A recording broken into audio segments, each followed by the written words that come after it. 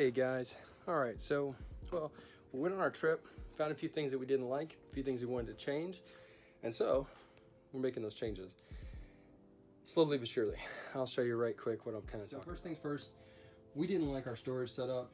Really, it worked for us for the time, but it just wasn't gonna fly. So what I did, we went ahead and took all of this out and actually moved the entire counter down about 3 feet, or 2 feet actually. However wide that is, I forget. Anyway, point is we moved it all the way down to the corner.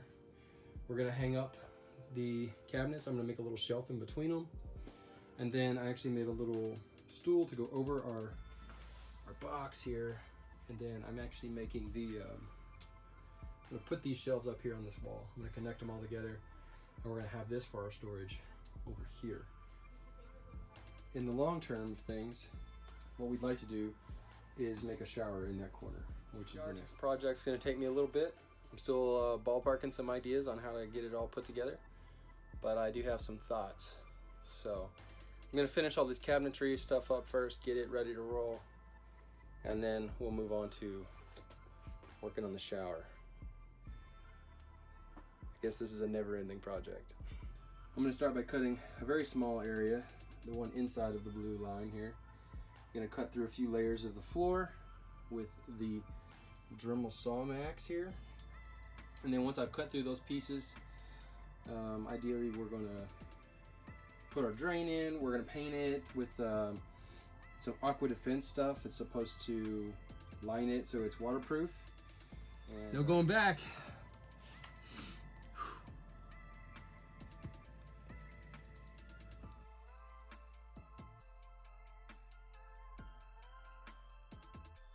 All right, so after that mess, I don't even want to show you. Look at all the sawdust. It's on everything. I'm gonna have to clean the whole thing. Anyway, after that, so I've cut my hole. This is where we'll potentially stand, you know, the curtain will come down into. It's not a huge space, but it should be big enough for us, I think. And then I'm gonna now try to find out where I can drill this, this drain, right? And that'll be the next step. Once I get the drain in, clean it up really good, I can go and I can caulk everything, and then we can start painting everything. So I've got it cut out. I took these little guys and framed it, and actually put screws right here. So just a couple screws per piece there, and then everything you see here is DAP, Dynaflex Ultra DAP Advanced Exterior Sealant. We're using it inside because I can't do what I want.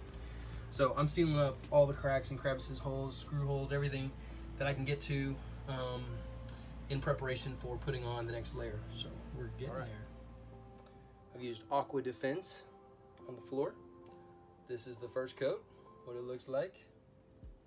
Nothing too crazy. This stuff is supposed to be a finishing of some sort for, you know, just a rubberized type paint, I guess, to protect against water. So we're gonna give it a shot. We're gonna put on probably at least 3 more coats. All right, guys, so for the heating element for the shower, we're actually just using a 5-gallon bucket for the water. And then I picked up one of these. More or less it's a bucket heater. And I'm trying it out right now to see how it does. Literally a 5-gallon bucket. And that's your heater right there inside of the bucket. Obviously you don't wanna throw your hands in there while it's heating, as it is connected to 120 VAC. It's just not smart. So I'm gonna let it heat for a little bit, about 5 minutes, and then I'm gonna check it and see how it does. See how warm it gets. The heater out, worked pretty good. Ran it for about 10 minutes, and it got warm. It's not like hot, but I think it'll be pretty good for a bath or whatever. This thing, this is the pump, battery right here. I press the button and the water should start spraying, so let's find out.